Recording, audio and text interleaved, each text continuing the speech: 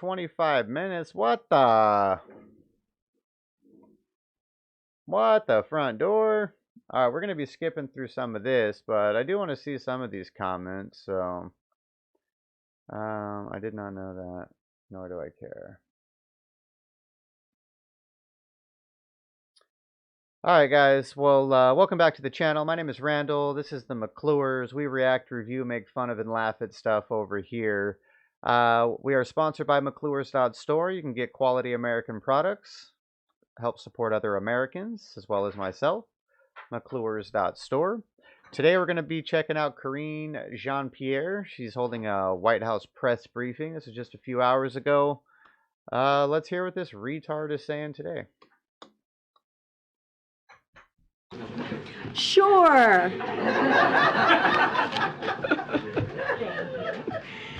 you have time to bake, I'll be It would be quite impressive, wouldn't it be? Oh, I know. Okay, good afternoon, everybody. Today I'm joined by White House COVID Coordinator Dr. Ashish Jha and Chief Medical Advisor to the President and NIAID Director Dr. Fauci. As you all know, Dr. Fauci is retiring next month, and I'm honored, so honored, to have him join me today. One more time at the podium. Everybody, just so we're clear, she's so honored to be in the presence of pure evil. That's a little demon spawn, that little rat dude. Going to discuss the importance of getting your updated COVID vaccine shot ahead of the holidays. For so many Americans throughout our fight with COVID, Dr. Fauci has been a source of information and facts. But Dr. Fauci's leadership and legacy stretch far beyond the past couple of years, as you all have known him. It actually goes back even further, as I was just stating, whether it be HIV/AIDS, Ebola, or COVID-19, for close to 4 decades, and under 7 Republican and Democratic presidents, Dr. Fauci has always led with the science, and our country is stronger and healthier because of his leadership. Oh my Today, God. he's returned again to tell you a bit. You think she sleeps at night at all? Like ever? Like when you just constantly are spewing that much just vile bullshit out of your mouth. Like, are you okay with yourself? Like, what are we talking about here? Fauci's like the greatest doctor since what? What are we talking about here? This guy is evil, bro.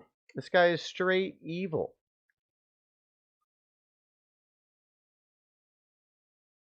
He like blackballed doctors back during HIV that were trying to cure it because he came up with something that he could make some money on.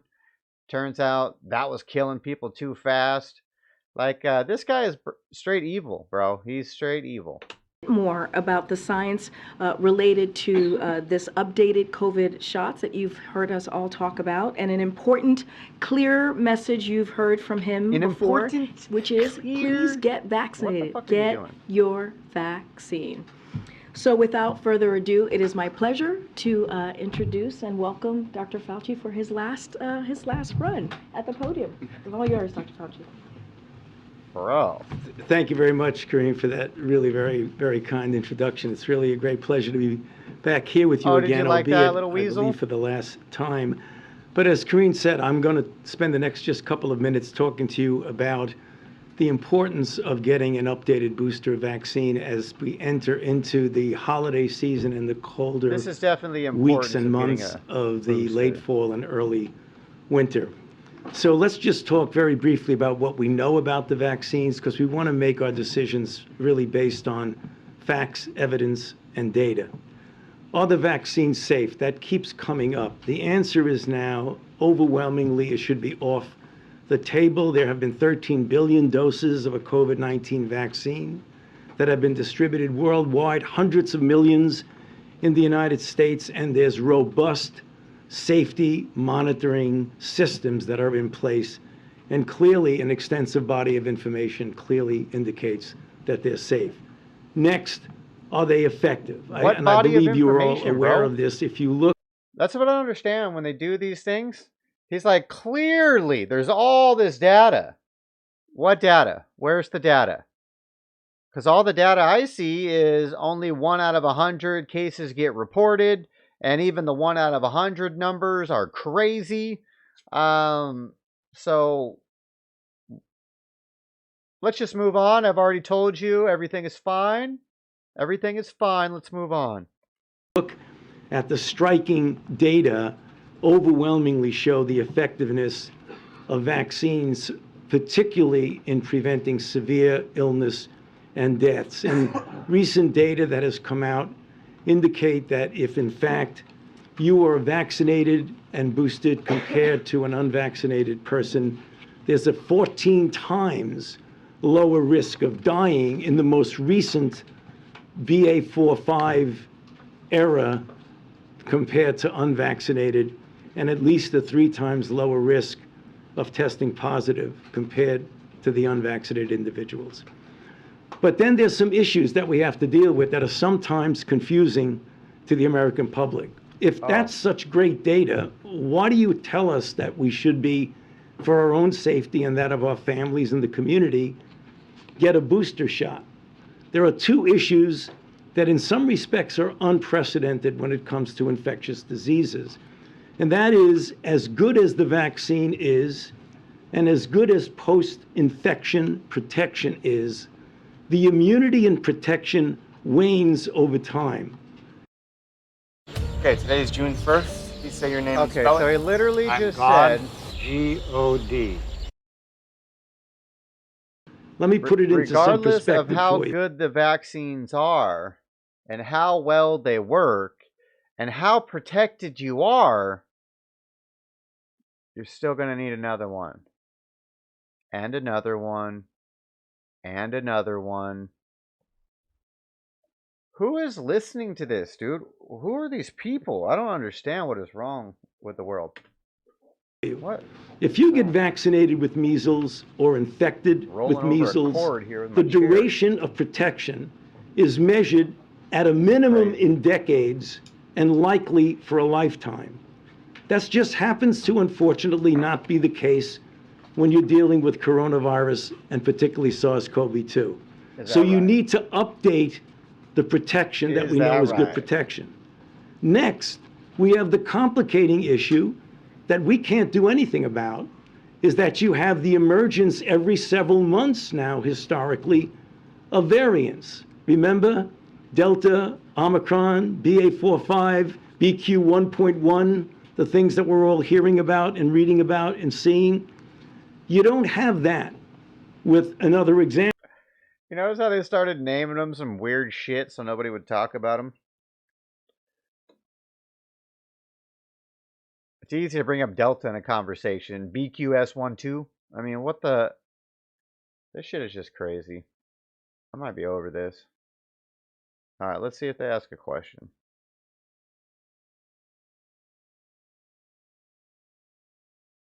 And multiple actions we can take to protect ourselves. So there's a whole spectrum. Masking is one of them.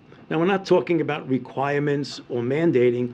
We're talking about if you're in a situation and each individual person evaluates their own risk and that of the risk of their family members, for example, like a person who's 25-year-old living alone versus someone who has an elderly parent or grandparent or someone who's immune compromised. First of all, everybody should be vaccinated and boosted with flu and with COVID. Whether or not you wear a mask or another thing we shouldn't underestimate is testing. So when we're gathering at a family gathering for Thanksgiving or for Christmas or for any other holiday as we get into the winter, it makes sense that you might want to get a test that day before you come into a place in which you might be infected and spread it, or other people who might be there, in order to protect. So masking is important, but you can count masking, vaccine. Bro, there is zero, absolutely zero scientific proof that says masks have ever done anything for anybody regarding COVID. They do not work. They never worked. They haven't worked. They won't work. Why is this midget up there still talking about masking? What the fuck? Vaccine, boosting, testing, all of that is part of the spectrum of protecting yourself and your family. What do you say about the word mask now being a pejorative in some communities? No, it shouldn't be. I mean, you're absolutely right. I mean, I know sometimes when you walk in and you have a mask and nobody has a mask, you kind of feel guilty. You shouldn't feel guilty. You look terrific, right? Yeah.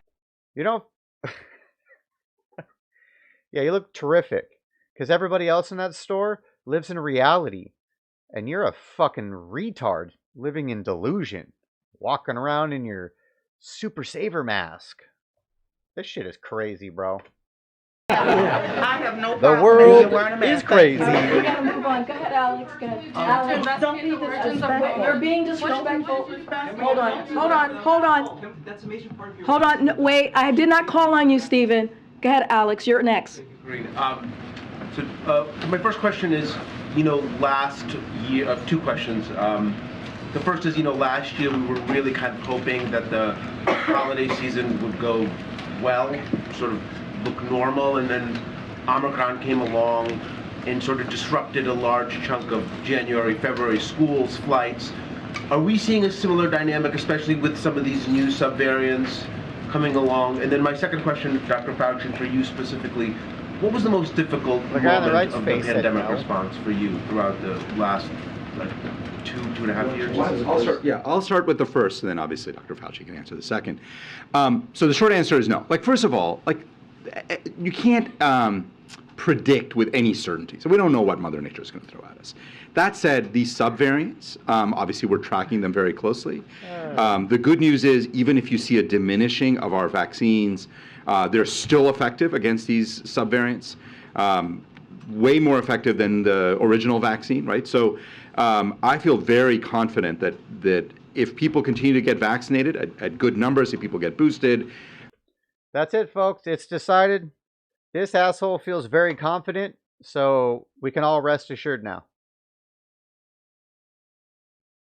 What are we doing, dude? What is happening? We can absolutely have a very safe and healthy holiday season.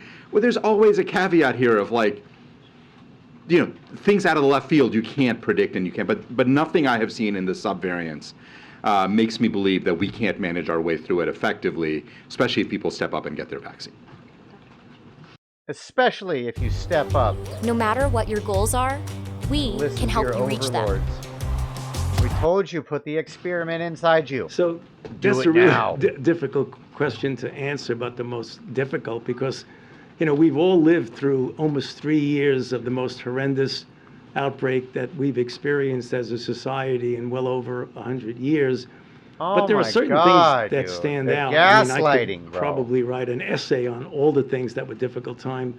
But one of the things, as a physician whose goal in life is to care for patients, who hasn't actually seen a patient in 45, 50 fucking years, and to prevent and treat illness and ameliorate suffering, is that I remember back in my days in medical school and when I was an intern and a resident, you can remember when that a long patient ago? came in, whether or not the patient didn't like you, was guy's angry pissing me with off, you, bro. whether it was a rich person or a poor person, you know what I treated mean? everybody the same Pissing because me you off, cared this about asshole. them and you wanted everyone to walk out healthy.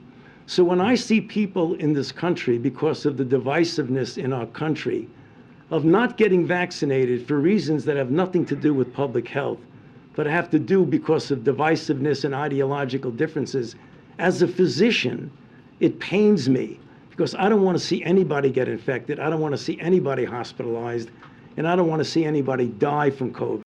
Did anybody out there not get the COVID jab because of ideology?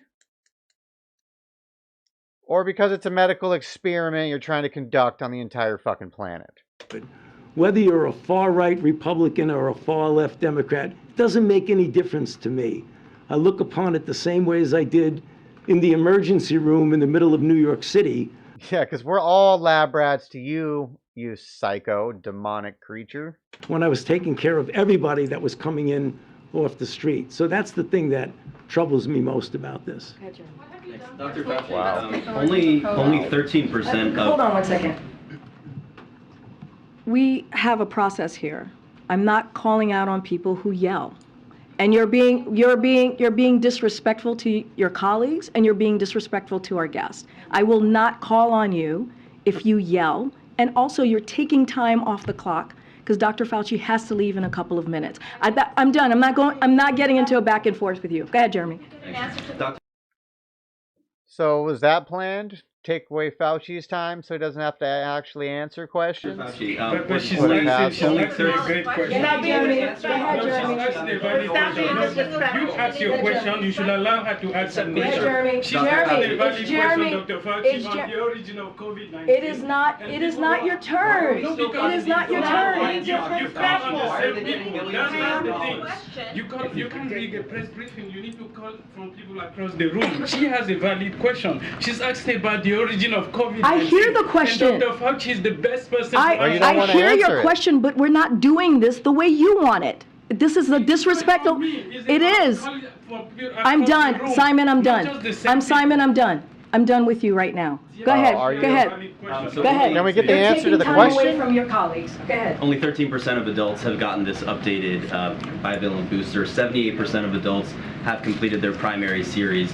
Which of those numbers is more important in your mind in terms of anticipating how bad this winter surge could be if there is one, and the number of hospitalizations and deaths? That makes me proud. 13% of people are on board with the latest round. Maybe they're finally waking up. Maybe. And then a second question for you as well. Yeah, Jeremy, they're both important, so I don't want to say one is more and then diminish the other. But the people who are most at risk are the unvaccinated. I mean, we have 68% of our population is vaccinated. I'm super at You know, risk. that means that we have Super at 32% risk. of the population that's not. Just walk And if you around in look at the fear data, every day. they are just profoundly striking of the curves of death and hospitalization of unvaccinated versus vaccinated and boosted. So there is a relatively smaller difference in vaccinated and unboosted versus vaccinated plus boosted. That doesn't mean you shouldn't get boosted, but the real danger is in the people who have not been vaccinated. So that's where we expect, if we're going to see a problem this winter, it's going to be among those people. And then as you reflect on the end of your time and decades in government service, and particularly your handling of the pandemic, did you imagine that this virus would still, as we are here today, be killing 200 to 300 people a day? No. Did you imagine, the level of cases, and what is your outlook for the future of this virus as you look in the next several years? No, I did not imagine that. I don't think any of my colleagues imagined that we would see a 3-year saga of suffering and death and 1 million Americans losing their lives. The thing that was most Stop running disturbing your is something mouth, I Fauci. referred to an answer to one of the other questions, was the continuation of multiple variants evolving over time, completely unlike Number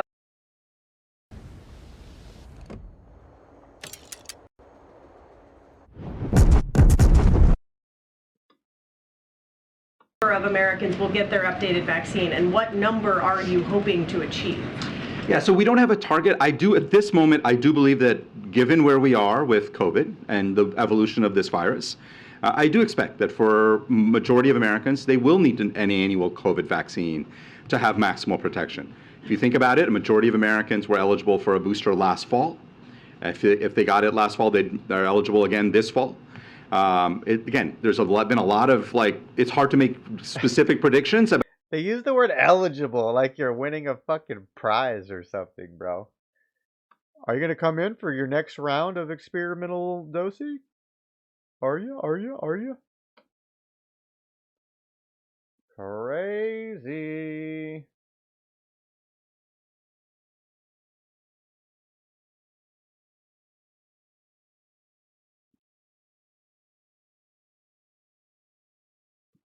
Let's get the genius back up here. All right, thank you, Dr. Jha. Just one thing at the top, and then we can get going with some questions. Since this weekend's tragic shooting in Colorado Springs, we've learned more about those killed in the senseless attack. All started their Saturday night like so many Americans, going to work, going out with friends and families, but lives were cut short by senseless and an act of violence. Kelly Long had just turned 40 last week. Her sister remembered her publicly as a, and I quote, wonderful person who was loving and caring and sweet and always put others before herself. A friend of Kelly's recalled her being supportive and selfless and had looked forward to seeing her for Thanksgiving this week. Danielle Austin was just 28 years old. He was a bartender and entertainer at Club Q who overcame being teased by peers in school as a child and found joy in performing. Daniel's mother, Sabrina, was one of his... We're going to skip this because I don't want to be offensive to people that died, but her bullshit is ridiculous, dude.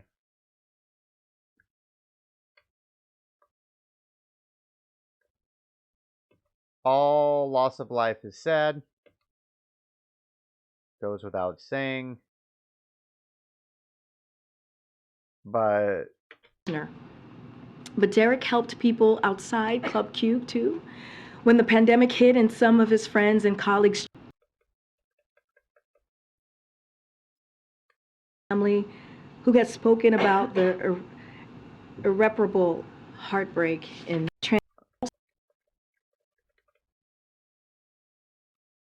learning about stopped the gunman before he could his career. He's been very clear that hate, political violence have no place at all. Not just in our political discourse, but just in challenge impacting the whole Western Hemisphere. And we're stopping fentanyl before it even makes it to the streets of the United States. So we have a plan. We've been putting that forward. McCarthy has no plan. The Republican Party has no plan. They do nothing except do political stunts. So is there a change in approach? So given that you're changing leadership at CBP, does that signal that the administration is going to change course at all? We feel that we have a plan that we have put forward. We are happy to work with Republicans in a bipartisan way, as the president has done for the past 20 months, and more than 200 pieces of legislation that he has been able to be done in a bipartisan way, signed into law. So this is something that can be done. Instead of doing political stunts and making this about politics, why don't Speaker McCarthy, soon to be Speaker McCarthy, actually put a plan before us? Actually come to the table and put some work into it. Go ahead. How do you go about breaking the logjam on guns on Capitol Hill? Is it even possible? Look, the president, as he says, as you've heard him say personally, he's an optimist. And so we're optimistic that we can get this done. The president's not going to stop until we ban assault weapons. This is something that he did 30 years ago. You can't even define an assault weapon, let alone ban it. Because there's no such gun called an assault weapon. Because an assault weapon is whatever object you use to assault somebody. A rock, a stick, a hammer, a gun. There's no such thing as assault weapon. You can't ban assaulting. People are still going to assault. Oh, God. This was too long, I think. I don't think I could finish it. I can't. I'm going to get fucking angry. I'm going to get too angry at this dumbass. Oh, God. Maybe I'll finish it up later. All right, guys. What else should we check out?